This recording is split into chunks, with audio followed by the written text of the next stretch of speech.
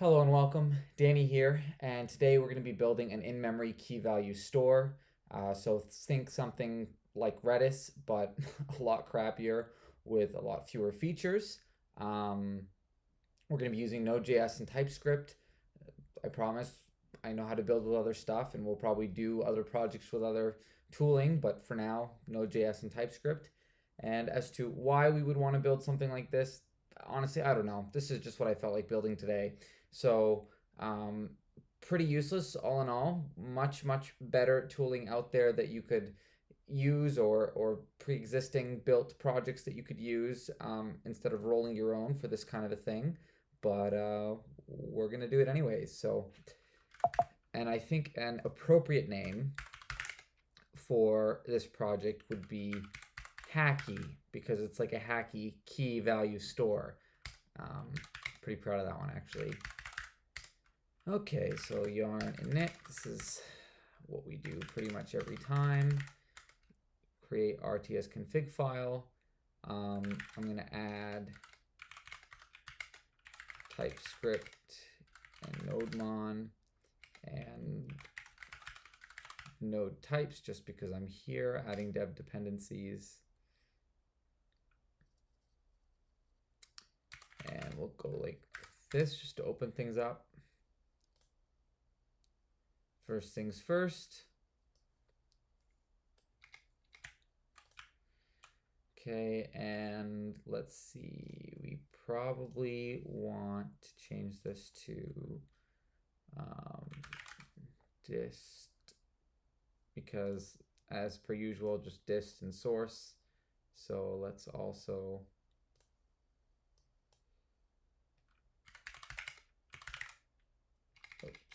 there we go. Okay, and touch source index.ts. Okay, and we're just gonna put a hello world in here for once we get our scripts going. So scripts, and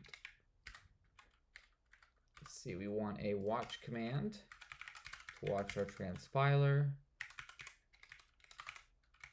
And we want just a start command, which we're going to use nodemon dist/index.js. Okay, and so if we run yarn watch, and we're actually just going to leave this transpiler open and just open a new node window, and we'll go yarn start, and we have our hello world. Okay, and we'll just add an exclamation point here just to make sure, yeah, we're reloading just fine, and we can go to here if we need to debug. So right off the bat, we're gonna do something hacky. Basically, for a project like this, would actually be if we were trying to do something useful. This would be a really good candidate for just like setting up proper unit tests, do some behavior-driven testing, and probably, because we're not really hooking this up to a server or anything like that, that's probably the best way to go. But we are not going to do that because that's a little bit more work than I want to invest here. So we're just going to have our index file run like the commands that we're going to build into our key value store and console.log stuff. Pretty not great way of doing this, but hey, that's what we're going to do anyways. Also, good project to do classes for because whatever, but we're also not going to do that just because, I don't know, I'm just on a module kick here, so we're just going to do it like a module and use closures to kind of make things work the way we want them to work. Okay, so we're going to keep it really simple. We're going to have a set command, which will have a set function. We're going to have a delete command or a del command because we can't use the actual full word delete. It's a keyword. If we're using classes, I think we could, but and since we're just going with the 3-letter thing, we're going to use UDT for update. And of course, finally, we'll have a get command so that we can actually look things up. And these will be what's exposed or returned by our factory function here. Okay. And then we'll have our store, which is going to be for now an empty object, but we'll give it a type where it's going to be a record. And we could do like string or number.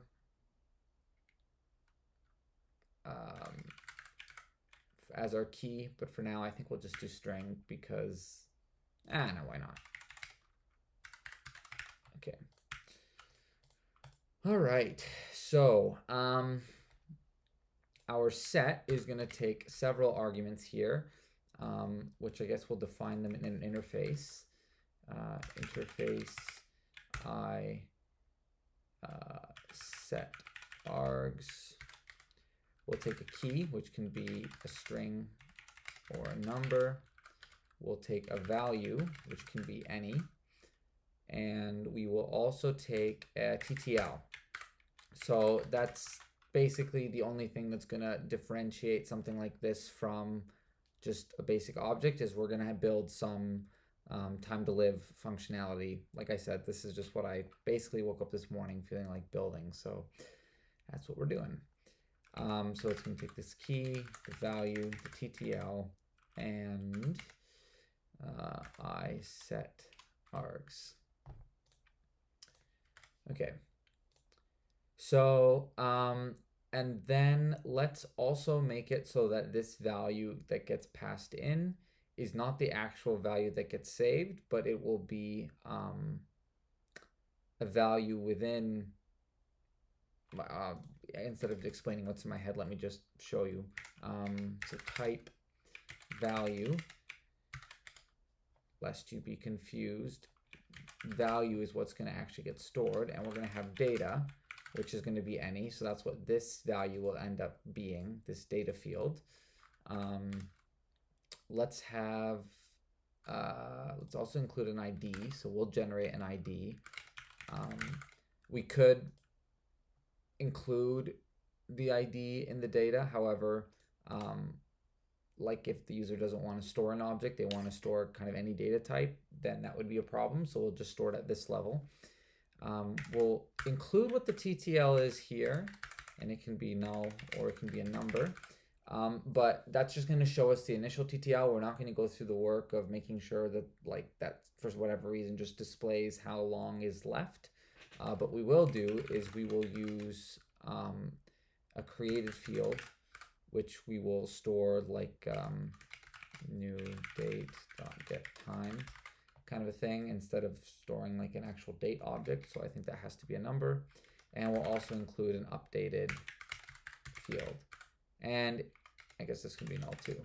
So if we need, we can add more to this, but I think that that gives us enough to kind of get going here. So let's see, the first thing that we want to do as we're building this out is just create, like build out our set function so that we can actually experiment with the other ones once we get going. And I'm just going to go in here and I'm going to, so we want to generate IDs. So I'm just going to split my terminal here. And I'm going to go yarn add unique ID, yarn add types. I use this package a lot, so I know it doesn't ship with types, at least since I last used it. And import UUID from unique ID. Okay. So UUID. And so then we will have our store at our key equal to, first things first, our ID. We said that we want to set data to be our value. We're going to record the time to live. Created is going to be new date, get time like we said, and updated is going to be null null for now.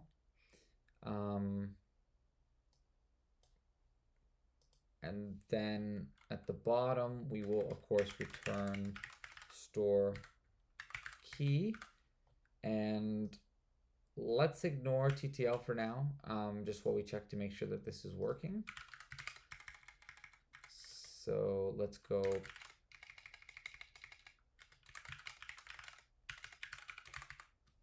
Did I export this? No.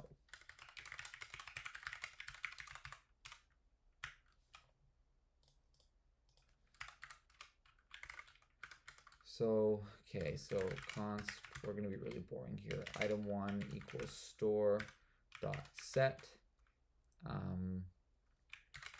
key. We will say no TTL because this functionality shouldn't change as we add our TTL, and I guess we also want to make this, our time to live should be optional.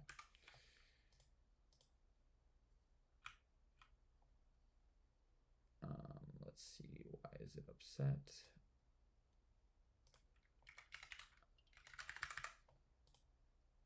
And there we go, just some typing. So instead of just undefined, like we're going to explicitly set our TTL to null. And so then we shouldn't need to include anything here. And then we just want to go console.log item1. Okay, great. So because we're returning from the store, I'm going to assume that this got saved properly, kind of thing. Yeah, we'll just leave that for now. Okay, so this TTL thing, if there's no TTL, we don't care. But if there is a TTL, let's implement the logic right here, and then we can kind of extract it, and use it elsewhere. So just put it in its own little hidden function in here. So if there is a TTL, I want to create a timeout, and we're gonna save the reference to the timeout so that if we want to update the TTL later, or if we want to delete, we can get rid of it manually, kind of thing. And this timeout is going to execute based on the TTL that gets passed. And so we are going to delete the store key, and we're also going to need to create a timer store. So timer store, which is going to be string NodeJS dot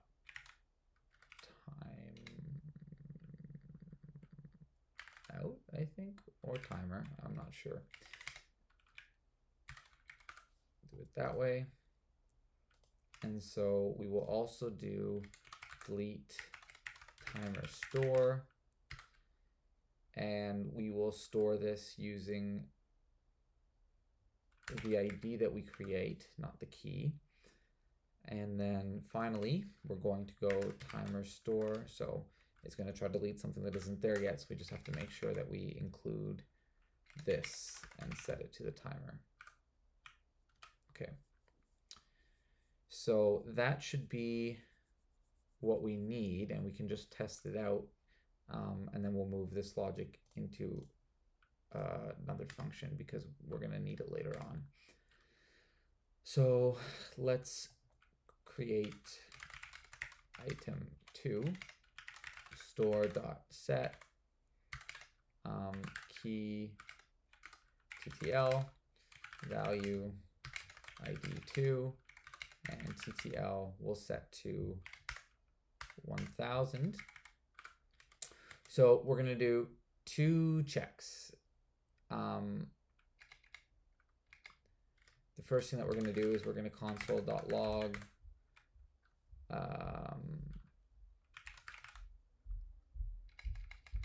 item1 console.log item2. Okay, and then we actually, before we can test to make sure that this timeout works and deletes things properly, we probably actually should implement our get stuff so that we can actually use, or sorry, our get method so that we can actually use it to verify that stuff is there. And it's just going to take a key, which is the same type, string or number, and we're just going to return store and key. So we could absolutely go through and make this so that we could return like a list, or we could return more than one, but we're just going to go return one at a time, and that's all that we're going to implement. So let's also go through here and start with await new promise, and we're going to resolve this promise once we execute our timeout, which we're going to do after 1200 seconds. And in here, we're going to console.log item1 exists, and we want this to be store.get NodeTTL. So we're just going to fetch, and we're going to make sure that it's not undefined, and then but console.log item2 exists, and this we want now to be undefined, so this should be store.get TTL. Perfect. So both of those values are true, and just think through this for yourself, that like this kind of is a good check. I will do one more thing just so that you believe me here. Store.get NodeTTL and console.log store.get TTL, and we should see that we get our object for item 1, and we get undefined for item 2. We're going to get rid of these. And then also, just because this is going to get super annoying with these objects being printed to the console, I'm just going to go item1 exists, and we're going to expect this to be store.get NodeTTL, so no change here. And then we also want item2 exists. Oh, sorry, this should be item2 does not exist, my bad. And then we'll say this still exists, and then item2 does not exist, and it's going to be store.get TTL. Okay. Like I said, this would be much better to test using like jest and stuff like that, but whatever. All right. Oh, and the last thing we want to do, of course, is return resolve, and we'll just return a true value here. That way we don't, stop our function there. Okay. So let's take this and let's call it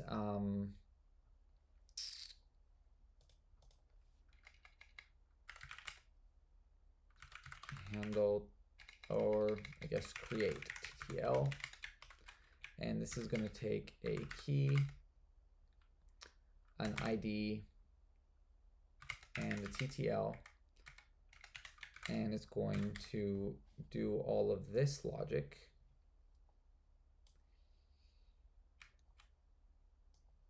here, and let's do another interface. I create TTL args key, once again string number ID string TTL in this case is always going to be defined, and then finally I create TTL arguments, and then we need to here if TTL will do create TTL key ID TTL. Time to live. Okay. So our checks are all still passing, so it looks like so far so good. And I think that that's kind of maybe the biggest hurdle that we have is just getting that set up, and then we can just work with it subsequently here. So for delete, it's going to be a key as the input, so we won't define anything too special here. item to be deleted. So the first thing we're going to do is we're going to fetch the item that we want to get rid of. And then we will also need to get rid of the timeout, just so that we don't run into any unexpected behavior. So I will just pull the ID off of this item to be deleted, and then I'm going to grab my timer as well from the timer store using the ID. I'm going to clear the timeout, and then I'm going to delete the delete this object from my store. And I'm also going to delete the timer reference from the timer store. And finally, I'm going to return the item to be deleted. So, okay, let's go here. And now let's create an item 3.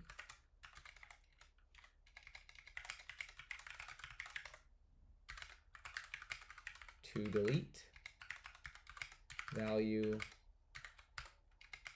ID 1, and we're not going to really test all the variations of like the TTL behavior, but we will include a TTL that we can, so that we can just make sure that it works when there's a TTL, and we'll just assume that it works when there's not a TTL. Okay, so the first thing that we want to do is just verify that it exists in general.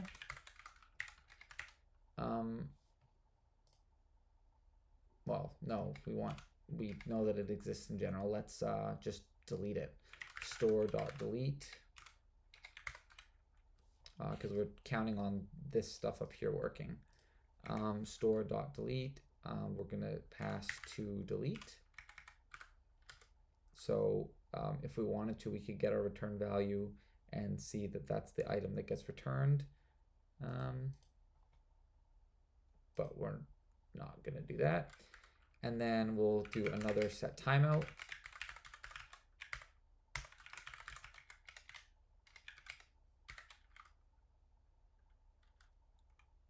And actually, we don't need that. We can just go set timeout directly. And we'll say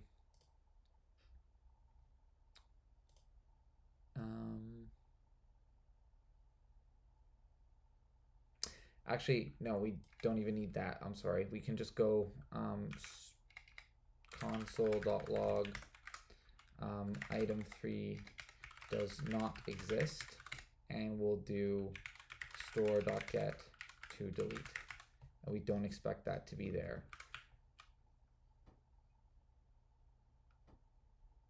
Okay, item 3 does not exist, and we'll just wait like a couple seconds, and nothing happened with our TTL, so we're doing okay so far.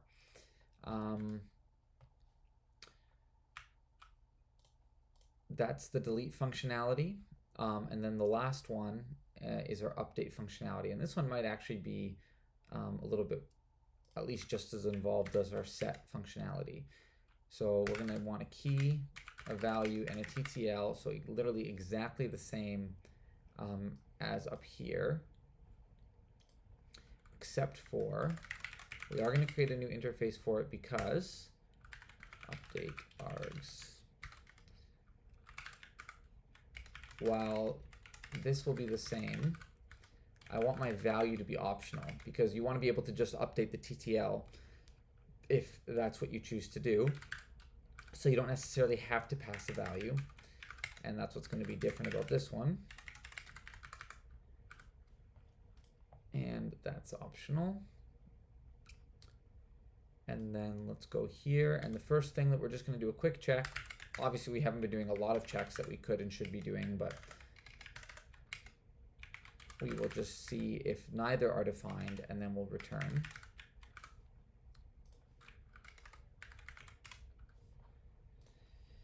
And we won't give the user any feedback here or anything like that, but do whatever you want to your heart's content and implement that if you wish. So our item to be updated. And then item to be updated dot updated equals new date dot get time. So we've if you recall up here, we decided that we would record when we update an item. We could set up like item history and show changes and different stuff like that. I even thought about hooking up some events so that we could have like a change stream or something like that, but not for this video. Okay, let's see what else. So then item to be updated dot data equals value, and of course we can modify it like this, just because JavaScript object references, if that's meaningless to you, that's fine too. So then we'll do if TTL, we'll check if a TTL exists, and if so, we will extract the ID again. We will get our timer, and so we're going to do the exact same thing that we did for the delete in terms of clearing the timeout.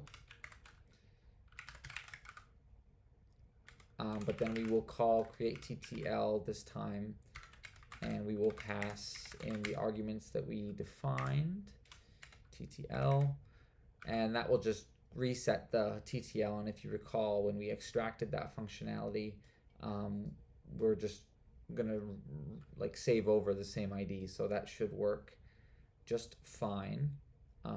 And so we'll have that reference like referring to the new TTL that we've just set. And then item to be updated dot TTL equals TTL. And then finally, we're going to return our store at key. Okay. How do we want to test this one? All right, let's just go const item 4 equals store dot set key to update value ID. I don't know why I set this to 4 TTL. So what I think we're going to do is we're going to set like a pretty short TTL here, and then we're going to go store dot update key to update value ID 5. So we're going to update the value as well, but we're going to also update the TTL. And of course, like there are edge cases that we should be testing here that we're obviously not doing. And then let's just make this 1,000 actually, so we can wait for it. We're going to copy this instead of doing it another time. And we'll say that after 1,200 seconds, what we're hoping is that item 4 still exists to update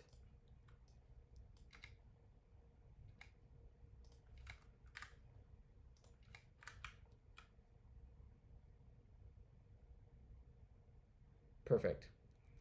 So as you can see, we just set a time here that's greater than the timeout, but I'll just validate this to you.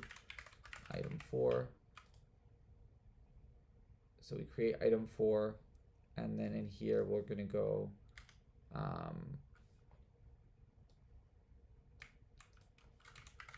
console.log.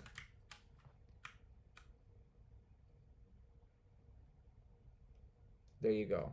So you see we updated our TTL, we changed the data, so everything seems to be working the way it's supposed to be working. Okay, that took a lot longer than I thought it would take. I thought that this would be a super simple project, but there it is. That's an in-memory store, pretty crappy. All it really has that's even remotely interesting is this time to live, but that's one way to do it at least. Yeah, I hope that you didn't really learn anything, but that you enjoyed this nonetheless. I'll see you next time.